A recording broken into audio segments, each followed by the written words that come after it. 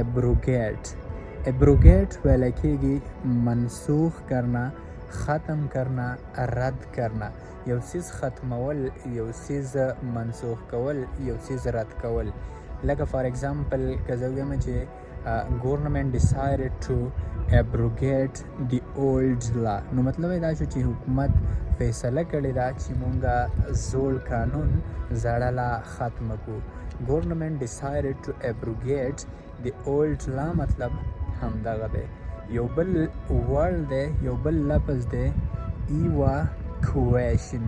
Evacuation mean the process of moving people from a danger place to a safer place. مطلب دا دی چې هغه عمل چې په هغې کې خلک شفت کېږي، خلک منتقل کېږي، موف کېږي د یو خطرناک ځای نه یو محفوظ ځای ته.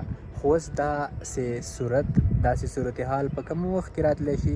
کله چې په یو ځای کې یو حادثه راشي، یو اکسیډنټ وشي، فار ایگزامپل بم بلاسټینګ وشي، دغسې نوره څه حادثه راشي، اکسیډنټ د ګاډو ترمنځ اکسیډنټ وشي یا نور څه حادثه راشي، نو په دغه وخت کې بیا خلک لګیږي او کومه چې انجرډ خلک وي، زخمیان وي، هغه د هغه خطرناک ځای نه محفوظ ځای ته موف کوي. نو دغه عمل ته ویلی کېږي ایواکویشن. زه امید لرم چې تاسو به په ایواکویشن باندې پوه شوي یئ. تھینک یو سو مچ.